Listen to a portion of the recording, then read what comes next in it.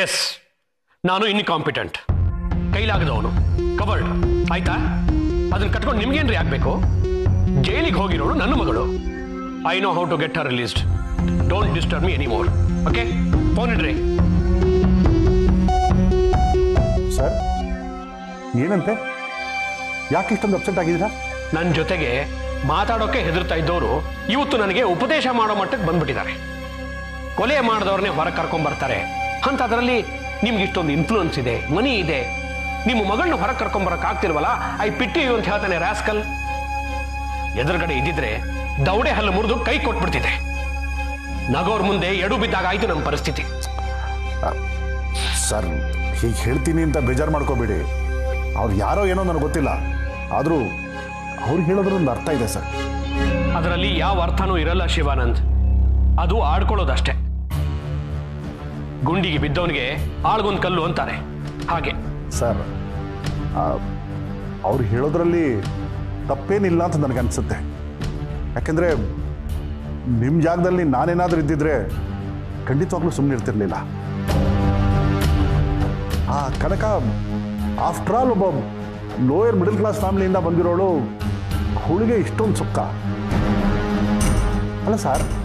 ನೀವು ಅವಳಿಗೆ 25 ಲಕ್ಷ ಆಫರ್ ಮಾಡಿದ್ರೆ ತಾನೆ? ಅದನ್ನು ತಗೊಂಡು ಅವ್ರ ಇಡೀ ವಂಶಾನೇ ನಿಮ್ಮ ಹೆಸರು ಹೇಳ್ಕೊಂಡು ಕೂತು ತಿನ್ಬೋದಾಗಿತ್ತು. ಅದನ್ನು ಬಿಟ್ಬಿಟ್ಟು ನಿಮ್ಮನ್ನೇ ಎದುರಾಕೊಂಡು ಪೊಲೀಸ್ ಸ್ಟೇಷನು, ಕೋರ್ಟು ಅಂತ ಆಲಿಸಿ ನಿಮಗೆ ನೀರು ಕುಡಿಸ್ತಾ ಇದ್ದಾಳಲ್ಲ. ಅಲ್ಲ, ಇದನ್ನೆಲ್ಲ ನೀವು ಯಾಕೆ ಸಹಿಸ್ಕೊಂಡು ಸುಮ್ಮನೆ ಇದ್ದೀರಿ ಅಂತ ನನಗೆ ಸ್ವಲ್ಪನೂ ಅರ್ಥ ಆಗ್ತಿಲ್ಲ ಸರ್. ಶಿವಾನಂದ್, ನೀವು ಹೀಗೆ ಮಾತಾಡ್ತಿದ್ದೀರಾ? ಇಷ್ಟೇನಾ ನೀವು ನನ್ನ ಅರ್ಥ ಮಾಡ್ಕೊಂಡಿರೋದು? Sir, please don't mistake me. Close relative ಆಗೋನೋ ಒಂದು ಕಾರಣಕ್ಕೆ ಸ್ವಲ್ಪ ಲಿಬರ್ಟಿ ತಗೊಂಡು ಒಂದೆರಡು ಮಾತು ಹೆಚ್ಚಿಗೆ ಮಾತಾಡ್ಬಿಟ್ಟೆ. ನಿಮ್ಮ ಮನಸ್ಸಿಗೆ ನೋವಾದರೆ ಕ್ಷಮಿಸಿ. ಸರ್, ಪ್ರಿಯಾ ನಿಮ್ಮ ಮಗಳಷ್ಟೇ ಅಲ್ಲ, ಅವಳು ನನಗೂ ಮಗಳು ಸಮಾನ. ನಮ್ಮ ಮನೆಗೆ ಸೊಸೆಯಾಗಿ ಬರೋಳು. ನನಗೆ ಹೆಣ್ಣುಮಕ್ಕಳಿಲ್ಲ, ಅವಳೇ ನನಗೆ ಮಗಳು, ಸೊಸೆ ಎಲ್ಲ. ಗಂಡನ ಜೊತೆ ಸುಖವಾಗಿ ಸಂಸಾರ ಮಾಡಬೇಕಾದವಳು ಈ ರೀತಿ ಜೈಲಲ್ಲಿದ್ದಾಳೆ ಅಂತಂದರೆ ನನ್ನ ಮನಸ್ಸಿಗೂ ಎಷ್ಟು ಹಿಂಸೆ ಆಗುತ್ತೆ ಹೇಳಿ. ನನಗೆ ಸಹಿಸ್ಕೊಳ್ಳೋಕ್ಕೆ ಆಗ್ತಾಯಿಲ್ಲ ಸರ್. ನೀವು ತಪ್ಪು ತಿಳ್ಕೊತೀರಾ ಅಂತ ನಾನು ಸುಮ್ಮನೆ ಇದ್ದೆ.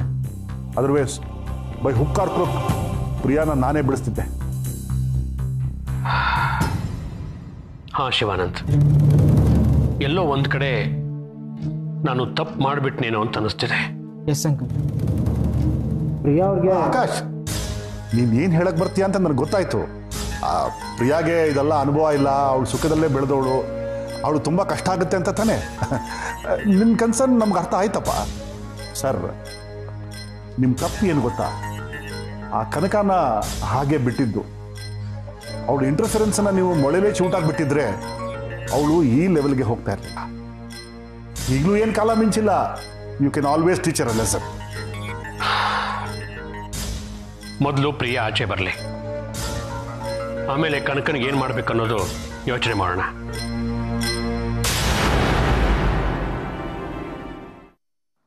Uncle, excuse me.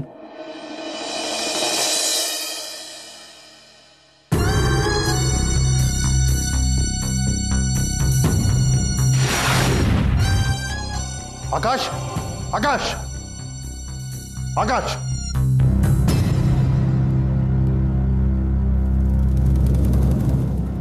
ಏನಪ್ಪ? ಏನೋ ಆಕಾಶ್ ಇದು? ನಾನು ಮೋಹನ್ ರಾಮ್ ಮಾತಾಡ್ತಾ ಇದ್ದೀವಿ, ನೀನು ನೋಡಿದ್ರೆ ಕೇಳದೆ ಅಬ್ರಪ್ಟಾಗಿ ಎದ್ದು ಬಂದ್ಬಿಟ್ಟಿಯಲ್ಲ. ಯಾವುದೋ ಫೋನ್ ಬಂದಿತ್ತು, ಅದಕ್ಕೆ ಎದ್ದು ಬಂದೆ. ನಾನು ನಿಮ್ಮ ಅಪ್ಪ ಕಣೋ. ನಿನ್ನ ಮನಸ್ಸಲ್ಲಿ ಏನಿದೆ ಅಂತ ನನಗೆ ಚೆನ್ನಾಗಿ ಗೊತ್ತು. ನಿನಗೆ ಯಾವ ಫೋನು ಬಂದಿಲ್ಲ. ನೀನು ಬೇಕು ಅಂತಾನೆ ಅಲ್ಲಿ ಇರೋದಕ್ಕೆ ಇಷ್ಟಪಡದೆ ಎದ್ದು ಬಂದ್ಬಿಟ್ಟು. ಸತ್ಯ ಗೊತ್ತಿದೆಯಲ್ಲ, ಮತ್ತೆ ಯಾಕೆ ಅದನ್ನ ನಾನು ಬಾಯಲ್ಲಿ ಹೇಳಿಸ್ಬೇಕು? ಮೋಹನ್ ರಾಮ್ ಯಾರು? ನಿನ್ನ ಬಾವಿ ಮಾವ, ಕೋಟ್ಯಾಧೀಶ್ವರ. ಹೀಗೆ ನಿನಗೆ ಯಾವ ಕನ್ಸನ್ನು ಇಲ್ಲ ಅನ್ನೋ ರೀತಿಯಲ್ಲಿ ಎದ್ದು ಬಂದ್ಬಿಟ್ಟಿಯಲ್ಲ. ಹೋಗ್ಲಿ, ಅಲ್ಲಿ ಅಷ್ಟೊತ್ತಿದೆಯಲ್ಲ, ಪ್ರಿಯಾಂಕಾ ಬಗ್ಗೆ ಏನಾದರೂ ಮಾತಾಡಿದ್ಯಾ? ಮಾತಾಡೋದಕ್ಕೆ ನೀವು ಅವಕಾಶನೇ ಕೊಡಲಿಲ್ವಲ್ಲ. ಹೌದು, ಕೊಡಲಿಲ್ಲ. ಯಾಕೆಂದರೆ ನೀನು ಏನು ಹೇಳಕೊಟ್ಟಿದ್ದೆ ಅಂತ ನನಗೆ ಗೊತ್ತಿತ್ತು. ಪ್ರಿಯಾಂಕನ ಕುದಿಸಿ ತಲೆ ಮೇಲೆ ಕೂರಿಸ್ಕೊಂಡು ಬೆಳೆಸ್ಬಿಟ್ಟಿದ್ದೀರಿ. ಅಂಕೆ ಶಂಕೆಯಲ್ಲಿ ಬೆಳೆಸಿದ್ರೆ ಇವತ್ತು ಈ ಪರಿಸ್ಥಿತಿ ಬರ್ತಿರ್ಲಿಲ್ಲ. ಇದರಲ್ಲಿ ನಿಮ್ಮದೂ ತಪ್ಪಿದೆ. ಇದೇ ತಾನೇ ನೀನು ಹೇಳಕೊಟ್ಟಿದ್ದು. ಎಕ್ಸಾಕ್ಟ್ಲಿ. ಆದರೆ ನೀವು ಮಧ್ಯದಲ್ಲಿ ಬಾಯಿ ಹಾಕಿದ್ರಲ್ಲ. ನಾನು ಹಾಗೆ ಮಾಡದೇ ಇದ್ದಿದ್ರೆ ಮೋಹನ್ ರಾಮ್ಗೆ ನಿನ್ನ ಮೇಲೆ ಕೆಟ್ಟ ಅಭಿಪ್ರಾಯ ಬರ್ತಿತ್ತು. ಬರಲಿ ಬಿಡಿ, ಇನ್ನೂ ಒಳ್ಳೇದಾಯ್ತು. ಅವ್ರಾಗೆ ನಂಗೆ ಮಗಳು ಕೊಡದೇ ಇರೋದು ನಂಗೆ ಇನ್ನೂ ಸಲೀಸು. ಮುಟ್ಟಾಳಂತರ ಮಾತಾಡಬೇಡ. ನಿನಗೆ ಬರ್ತಾ ಬರ್ತಾ ತಲೆ ಕೆಟ್ಟು ಹೋಗ್ತಾ ಇದೆ ಕಣೋ. ನಾನು ನಿನ್ಗೆ ಎಷ್ಟು ಸಲ ಹೇಳಿದ್ದೀನಿ, ಅವ್ರು ಮಾಡ್ತಾ ಇರೋದು ತಪ್ಪು ಅಂತ ನಿನಗೆ ಅನ್ಸಿದ್ರು ಪರವಾಗಿಲ್ಲ, ಆದರೆ ಅವ್ರು ಮಾಡ್ತಾ ಇರೋದೇ ಸರಿ ಅಂತ ನಾಟಕ ಆಡು ಅಷ್ಟೇ. ಇಷ್ಟು ದಿವಸ ನಾನು ಹಾಗೆ ಮಾಡಿದೆ. ಅವ್ರು ಏನೇ ಮಾಡಿದ್ರು ಹಾಳಾಗೋಗ್ಲಿ ಅಂತ ಸುಮ್ಮನಿದ್ದೆ. ಆದರೆ ಈಗ ನೀವು ಅವ್ರ ಜೊತೆ ಸೇರ್ಕೊಂಡಿದ್ದೀರಲ್ಲಪ್ಪ. What you mean? Mohan Ram ನನ್ನ ಬೀಗರಾಗೋರು, ಅವ್ರನ್ನ ಹಾಗೆ ಬಿಟ್ಕೊಡೋಕ್ಕಾಗತ್ತಾ? ಬಿಟ್ಕೊಡಕ್ಕಾಗಲ್ಲ ಅಂತ ಇನ್ನೊಬ್ರು ಕೆಟ್ಟದ್ದು ಮಾಡೋದಾ? ಅಂತ ಕೆಟ್ಟದ್ದು ಏನಪ್ಪ ಮಾಡಿಬಿಟ್ಟೆ ನಾನು? ಕನಕ ಬಗ್ಗೆ ನೀವು ಮೋಹನ್ ರಾಮ್ಗೆ ಯಾಕೆ ಪ್ರವೋಕ್ ಮಾಡಬೇಕು? ನಾನು ಹಾಗಿದ್ರೆ ಹೀಗೆ ಮಾಡ್ಬಿಡ್ತಿದ್ದೆ, ಹಾಗೆ ಮಾಡ್ಬಿಡ್ತಿದ್ದೆ, ಹುಕ್ಕಾರ್ ಕ್ರೂಕ್ ನಾನು ಪ್ರಿಯಾನ ಬಿಡಿಸ್ಕೊಂಡ್ ಬರ್ತಿದ್ದೆ ಅಂತ ಯಾಕೆ ಜಂಬ ಕಚ್ಕೊಂಡ್ರಿ? 1000 ಸತ್ಯಕ್ಕಿಂತ ಒಂದು ಸುಳ್ಳು ಶ್ರೇಷ್ಠ ಅಂತಾರೆ. ಯಾವಾಗ ಅದರಿಂದ ನಮ್ಗೆ ಅನುಕೂಲ ಆದಾಗ. ಇಲ್ಲೂ ಅಷ್ಟೇ, ನಾವು ಹೇಳ್ತಾ ಇರೋ ಸುಳ್ಳಿಂದ ನಮ್ಮ ಕಾಲ ಕೂಡ ಬರುತ್ತೆ ಕಣೋ. ಅಪ್ಪ, ಪ್ರಿಯಾ ಬಗ್ಗೆ ಹೇಳಿದ್ದು ಸರಿ, ಆದರೆ ಕನಕನ್ನ ನಾವು ಸುಮ್ಮನೆ ಬಿಡಬಾರ್ದಿತ್ತು, ಅವಳು ಬುದ್ಧಿ ಕಲಿಸ್ಬೇಕಿತ್ತು ಅಂತ ಮಾತಾಡ್ತೀರಿ. ಕನಕ ನಮ್ಗೇನಪ್ಪ ಮಾಡಿದ್ದಾಳೆ? ಅವಳು ನಮಗೆ ಉಪಕಾರನೇ ಮಾಡಿದ್ದಾಳೆ.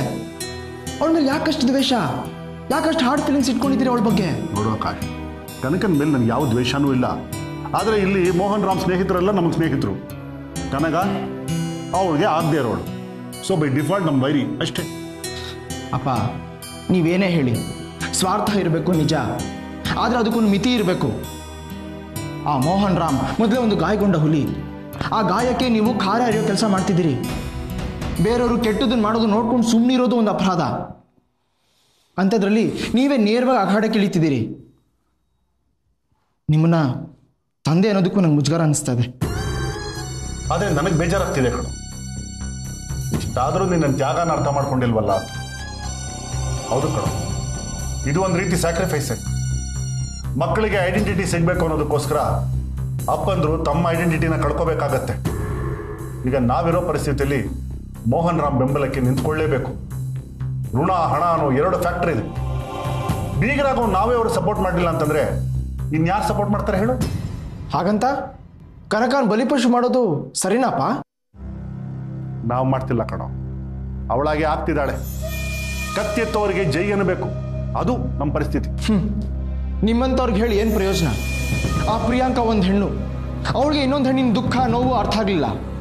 ಮನುಷ್ಯತ್ವ ಬಿಟ್ಟು ಮೃಗತಳ ವರ್ತಿಸ್ತಾಳೆ ಅಂದರೆ ಇನ್ನು ನೀವು ಬಿಸ್ನೆಸ್ಸು ದುಡ್ಡು ಅಂತ ಮೆಟೀರಿಯಲಿಸ್ಟಿಕ್ ಆಗಿರೋರಿಗೆ ಹೇಗೆ ಅರ್ಥ ಆಗುತ್ತೆ ಹೇಳಿ?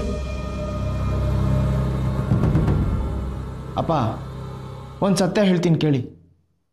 ನೀವೆಷ್ಟೇ ನಾಟಕ ಆಡು ಅಂದರೂ ನನ್ನ ಮನಸ್ಸಿನ ಮೂಲೆಯಲ್ಲಿ ಎಲ್ಲೋ ಒಂದು ಕಡೆ ಪ್ರಿಯಾಂಕ ಬದಲಾಗ್ಬೋದು ಅನ್ನೋ ಹೋಪಿತ್ತು. ಅದಕ್ಕೆ ನಾನು ಮದುವೆ ಆಗೋಕ್ಕೂ ಒಪ್ಕೊಂಡಿದ್ದೆ. ಆದರೆ ಅದು ತೋಪಾಗಿದೆ ಅಪ್ಪ. ಅವಳು ಹೆಣ್ಣಲ್ಲ, ರಾಕ್ಷಸಿ ಇರೋದು ಪ್ರೂವ್ ಆಗಿದೆ.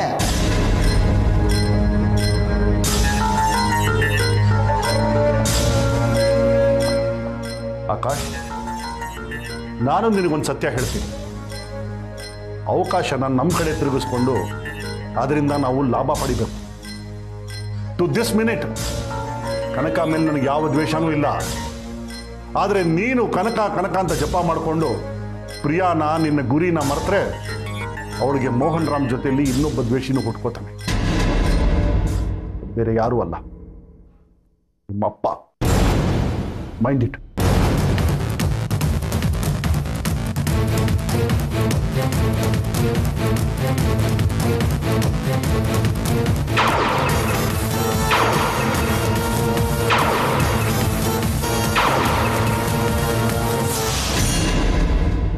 ಶಾರದಾ, ಶಾರದಾ, ಏ ಶಾರದಾ, ಏನ್ರಿ? ಇವತ್ತು ಕನಕವ್ವ ಕೋರ್ಟಲ್ಲಿ ಗೆದ್ಬಿಟ್ಲು ಕಡೆ.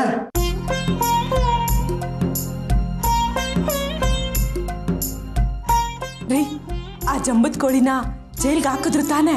ಮತ್ತೆ ತಪ್ಪು ಮಾಡಿ ನಿಂತ ಒಪ್ಕೊಂಡ್ಮೇಲೆ ಕೋರ್ಟ್ ಸುಮ್ಮನೆ ಬಿಟ್ಟದ. 15 ದಿನ ಜೈಲ್ ಶಿಕ್ಷೆ ವಿಧಿಸವ್ರೆ. ಅಷ್ಟೇನಾ? ಇದು ಶಾನೆ ಅನ್ಯಾಯ ರೀ. ಒಂದ್ ಜೀವನೇ ತೆಗೆದು ರಾಜಣ್ಣನ ಬದುಕನ್ನ ಮೂರಾ ಬಟ್ಟೆ ಮಾಡೋಳೆ. ಅಂತೋಳ್ಗೆ ಏನಿಲ್ಲ ಅಂದ್ರು ಒಂದ್ 5 ವರ್ಷನಾರ ಶಿಕ್ಷೆ ಕೊಡ್ಬೇಕಿತ್ತು. ಈ ತರ ಕಾರಲ್ಲಿ ಗುದ್ದಿ ಸಾಯಿಸಿದವ್ರಿಗೆ 2 ರಿಂದ 3 ವರ್ಷ ಶಿಕ್ಷೆ ಕೊಡ್ಬೋದಂತೆ. ಆದ್ರೆ ಇವಳು ಹುಡುಗಿ ಅಂತ ಗಮನದಲ್ಲಿ ಇಟ್ಕೊಂಡು ಇವ್ರ ಭವಿಷ್ಯ ಹಾಳಾಗಬಾರ್ದು ಅಂತ ಮಾನವೀಯತೆಯಿಂದ 15 ದಿನ ಶಿಕ್ಷೆ ಕೊಟ್ಟವ್ರೆ. ಅವಳಾದ್ರೆ ಬೇರೆಯವ್ರ ಭವಿಷ್ಯನ ನಿರ್ನಾಮ ಮಾಡ್ಬೋದಾ? ದುಡ್ಡಿನ ಮದದಿಂದ ಕೊಬ್ಬಿ ಮೆರಿತಾ ಇರೋ ಈ ದೊಡ್ಡ ಮನುಷ್ಯರಿಗೆ ಈ ಶಿಕ್ಷೆನೇ ಅಲ್ಲ ರೀ. ಶಿಕ್ಷೆನೆಯ ಅಡಿಕೆಲ್ ಹೋದ್ ಮನೆ ಆನೆ ಕೊಟ್ರು ಬರ್ತದ? ಆದ್ರೆ ನನಗಿವತ್ತು ಸ್ಯಾನೆ ಸಂತೋಷ ಆಗದೆ. ಕನಕವ್ವ ಹಿಡ್ದಾಟ ಬಿಡದೆ ತನ್ನ ಮನ್ಸಲ್ಲಿ ಅನ್ಕೊಂಡಿದ್ದನ್ನ ಸಾಧಿಸೇ ಬಿಟ್ಲು. ಇವತ್ತು ರಾಜಣ್ಣನ ಆತ್ಮಕ್ಕೆ ಶಾಂತಿ ಸಿಕ್ಕಿರ್ತದೆ ನೋಡು. ಅದೇನೋ ನಿಜವೇ ಸತ್ಯ. ಇಷ್ಟಾರ ಆಯ್ತಲ್ಲ, ರಾಜಣ್ಣನ ಮನೆಯವ್ರಿಗೆ ಸಂತೋಷ ಆಗಿರ್ತೈತೆ. ಅವ್ರಿಗೇನು ಸಂತೋಷ ಆಗೋದು ಆ ದೇವ್ರಿಗೆ ಗೊತ್ತು. ಒಬ್ಬರಾದ್ರೂ ಕೋರ್ಟಿಗೆ ಬರೋದು ಬೇಡವಾ? ಅಜ್ಜಿ ಶಾಂತವನ್ ಬಿಡು. ಆ ಗೋವಿಂದನ್ಗೆ ಏನು ಬಂದಿತ್ತು ದಾಡಿ ಅಂತೀನಿ. ಅವನಿಗೆ ಕನಕವ್ವ ಕೋರ್ಟಲ್ಲಿ ನ್ಯಾಯ ಕೇಳದೆ ಬೇಕಾಗಿರ್ಲಿಲ್ಲ. ಪುಕ್ಸಟ್ಟೆ ಬಂದಿದ್ದ ದುಡ್ಡನ್ನ ಒಳಗಾಕೊಂಡು ಸುಮ್ಕಿದ್ ಬಿಡುವ ಅಂತಿದ್ದ. ಕನಕವ್ವ ಅದನ್ನ ತಪ್ಪಿಸ್ಬಿಟ್ಲಲ್ಲ, ಅದಕ್ಕೆ ಅವಳ ಮೇಲೆ ದ್ವೇಷ ಸಾಧಿಸ್ತಾವನೆ. ಈಗ ಅಪ್ಪನ ಕೆಲಸ ಪುಕ್ಸಟ್ಟೆ ಸಿಗ್ತದಲ್ವಾ, ಅವನ ಹೆಸರಲ್ಲಿ ಸಾವಿರ ಎನ್ಸ್ಕೊಳಕ್ಕಿಲ್ವಾ?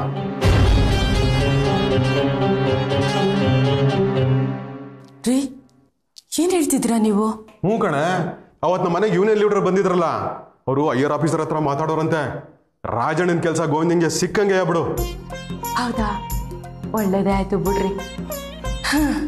ರಾಜಣ್ಣನ ಸಂಸಾರದ ಗತಿ ಹೆಂಗಪ್ಪ ಅಂತ ಯೋಚನೆ ಮಾಡೋದು ತಪ್ಪಿತು.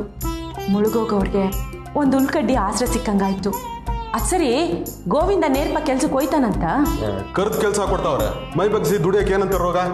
ಹಂಗಲ್ಲ ರೀ, ಅವನ್ಗೆ ಮೊದ್ಲಿಂದಾನು ಕೆಲ್ಸಕ್ಕೆ ಹೋಗೋ ಅಭ್ಯಾಸ ಇಲ್ಲ. ಮೈಗಳ್ಳ, ಈ ಕಡೆ ಕಡ್ಡಿ ಎತ್ತ ಆ ಕಡೆ ಮಡ್ಗಕ್ಕಿಲ್ಲ ಅಂತವನು ಮನೆ ಜವಾಬ್ದಾರಿನೆಲ್ಲ ನಿಭಾಯಿಸ್ತಾನ ಅಂತ. ನೋಡು, ಗಂಡು ಮಗ ಅಂತ ಮೊದ್ಲಿಂದು ಎಲ್ಲರೂ ಮುದ್ದು ಮಾಡಿ ಅವನ ತಲೆ ಮೇಲೆ ಕೂರಿಸ್ಕೊಂಡ್ಬಿಟ್ಟಿದ್ರು. ಹಂಗಾಗಿ ಅವನಿಗೆ ಜವಾಬ್ದಾರಿ ಏನು ಅಂತ ಗೊತ್ತೇ ಆಗಿಲ್ಲ. ಪರಿಸ್ಥಿತಿ ಎಲ್ಲ ಅರ್ಥ ಆಗಿರುತ್ತೆ, ಎಲ್ಲಾನು ಬದಲಾಯಿಸುತ್ತೆ. ಈಗ ರಾಜಣ್ಣ ಬೇರೆ ಇಲ್ಲ, ಮೊದಲ ತರ ಕೂತ್ ಕಡೆ ಕಾರ್ಬಾರ್ ಮಾಡಕ್ ಆಯ್ಕಿಲ್ಲ. ಅದು ಅವನಿಗೂ ಗೊತ್ತಾಗಿರ್ತದೆ, ಅವನು ಬದಲಾಗಿರ್ತಾನೆ, ಎಲ್ಲ ನಿಭಾಯಿಸ್ತಾನೆ ಬಿಡು. ಏನೋ ಆ ದೇವ್ರ ದಯೆಯಿಂದ ಅಷ್ಟಾಗ್ಬಿಟ್ರೆ ಸಾಕ್ರಿ. ಹೌದು, ಒಬ್ರೇ ಬಂದಿದ್ದೀರಾ? ಗಿರಿಯಲ್ಲಿ ಅವನಲ್ಲಿ ನನ್ನ ಜೊತೆ ಬಂದಾನು. ಕನಕ ಕೇಸ್ ಗೆದ್ದವಳಂತ ಅವನಿಗೆ ಸಂಭ್ರಮನೋ ಸಂಭ್ರಮ. ಇವನೇನು ಕಮ್ಮಿ ಓಡಾಡವನ? ಅವಳು ಕೇಸ್ ಗೆಲ್ಬೇಕು ಅಂತ ಇವನ್ ಸ್ಯಾನೆ ತಲೆ ಕೆಡ್ಸ್ಕೊಂಡಿದ್ದ. ಇಲ್ಲೇ ಎಲ್ಲ ಹೋಗವನ ಬತ್ತನ ಬಿಡು. ರೀ, ಎಲ್ಲ ನಾವು ಅನ್ಕೊಂಡಂಗೆ ಆಗೈತೆ. ಇನ್ನಾದ್ರೂ ಕನಕಗಿರಿ ಮದ್ವೆ ವಿಷಯನ ಮಾತಾಡ್ರಿ. ನಿಂದು ಒಂದೇ ವರತ ಆಯ್ತಲ್ಲ, ಗೋವಿಂದ ಕೆಲ್ಸಕ್ಕೆ ಹೋಗಿ ಸಂಬಳ ತಗೊಳ್ಳಿ, ಅವ್ರ ಮನೆ ಸಂಸಾರ ಸ್ವಲ್ಪ ಸಂಭಾಳಿಸ್ಲಿ, ಆಮೇಲೆ ಮಾತಾಡಿದ್ರಾಯ್ತು. ಈಗೇನು ಅವಸರ? ಬಾ ಉಣ್ಣಕ್ಕಿಡು.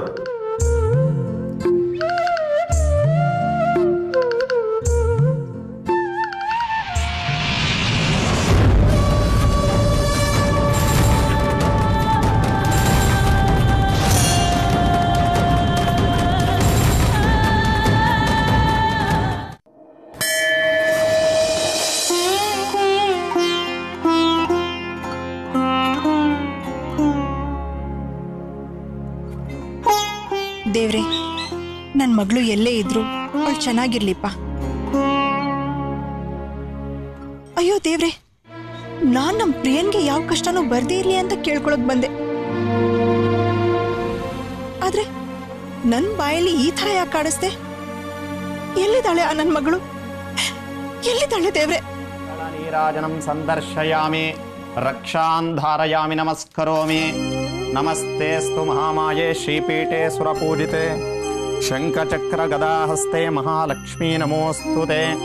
ನಮಸ್ತೆ ಗರುಡಾರೂಢೆ ಕೋಲಾಸುರ ಭಯಂಕರಿ ಸರ್ವ ಪಾಪಹರೇ ದೇವಿ ಮಹಾಲಕ್ಷ್ಮೀ ನಮೋಸ್ತುತೆ.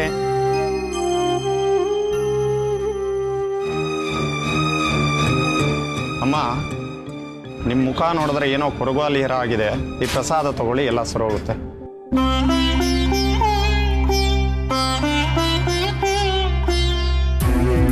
ಮೀನಾಕ್ಷಿ,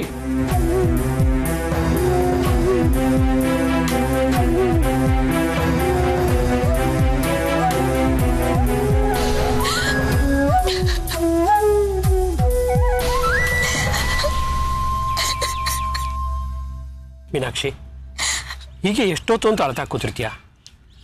ಬಾ ಮನೆಗೆ ಹೋಗೋಣ. ಮೋಹನ್, ನಮ್ಮ ಜೀವನ ಯಾಕೆ ಹೀಗಾಗೋಯ್ತು?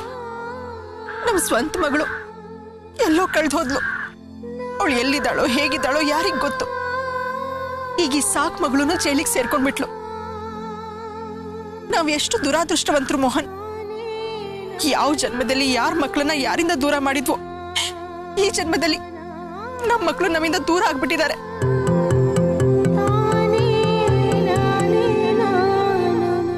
ಛೇ, ಹಾಗೇನಿಲ್ಲ ಮೀನಾಕ್ಷಿ, ಸಮಾಧಾನ ಮಾಡ್ಕೊ.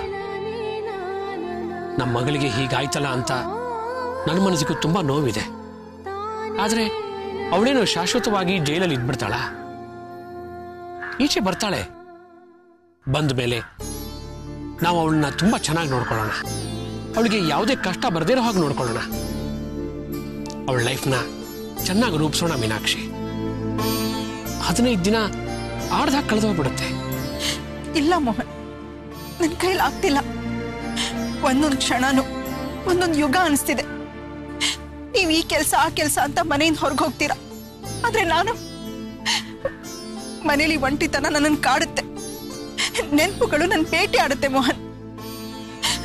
ಅದಕ್ಕೆ ದೇವಸ್ಥಾನಕ್ಕೆ ಬಂದೆ, ಇಲ್ಲಾದ್ರೂ ಒಂದ್ ಸ್ವಲ್ಪ ನೆಮ್ಮದಿ ಸಿಗುತ್ತೇನೋ ಅಂತ. ಆದ್ರೆ ಇಲ್ಲೂ ಅದೇ ನೆನಪುಗಳು ನನ್ನ ಕಾಡ್ತಿವೆ ಮೋಹನ್. ಮೀನಾಕ್ಷಿ, ಬರೀ ಪ್ರಿಯಾ ನೆನಪೇ ಆಗಿದ್ದಿದ್ರೆ ನಿನಗಿಷ್ಟೊಂದು ಸಂಕಟ ಆಗ್ತಿರ್ಲಿಲ್ಲ. ಆ ಸತ್ತೋಗಿರೋ ಮಗು ನಿನ್ನ ದೆವ್ವ ಆಗಿ ಕಾಡ್ತಾ ಇದೆ.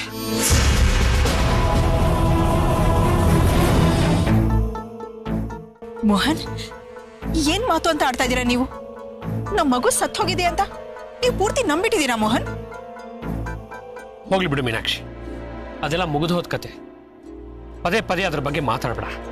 ಆ ವಿಷಯ ಎತ್ತೋದು ನನಗೆ ಇಷ್ಟ ಇಲ್ಲ ಅಂತ ನಿನಗೆ ಗೊತ್ತು ತಾನೆ? ಐಮ್ ಸಾರಿ ಮೋಹನ್, ನಾನು ತಪ್ಪು ಮಾಡ್ತಾ ಇದ್ದೀನಿ.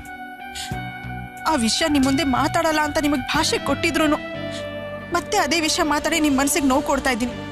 I'm really sorry. It's okay Meenakshi. ಆದ್ರೆ ಆ ವಿಷಯನ ನಿನ್ನ ತಲೆಯಿಂದ ಹೇಗೆ ತೆಗೆದು ಹಾಕೋದು ಅನ್ನೋದು ನನಗೆ ಅರ್ಥ ಆಗ್ತಾ ಇಲ್ಲ.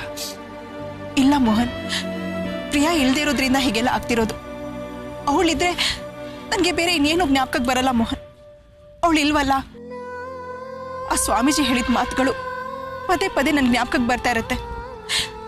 ನನ್ನ ಮಗಳು ಎಲ್ಲಾದ್ರೂ ಬದುಕಿರ್ತಾಳ ಅನ್ನೋ ಆಸೆ ನನ್ನ ಕಾಡ್ತಿರುತ್ತೆ ಮೋಹನ್. ಛೇ, ಇದೆಲ್ಲ ಆಗಿದ್ದು ಆ ಬೂಟಾಟಿಕೆ ಸ್ವಾಮಿಯಿಂದಲೇ. ಏನೇನು ಹೇಳಿ ನಿನ್ ತಲೆ ಕೆಡಿಸ್ಬಿಟ್ಟಿದ್ದಾನ ಅವನು.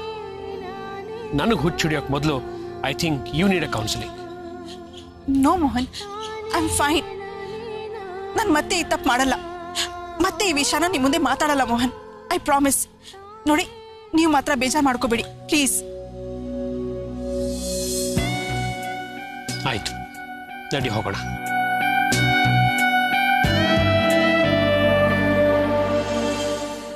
ದೇವ್ರೆ, ನನಗೆ ನಿಜವಾಗ್ಲೂ ಹುಚ್ಚ.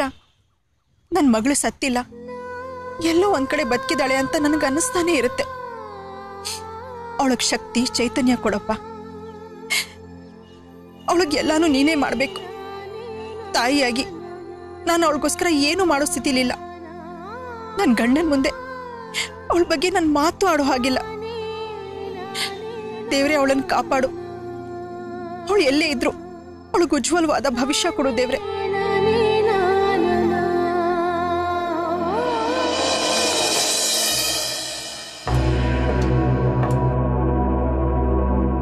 ಅಜ್ಜಿ, ಕನಕ ಇಲ್ವಾ ಮನೇಲಿ? ಹಾ, ಅವಳೆ ಯಾಕಪ್ಪ? ಇನ್ಸ್ಪೆಕ್ಟ್ರು ಕರ್ಕೊಂಡು ಬರಕ್ಕೆ ಹೇಳಿದ್ದಾರೆ.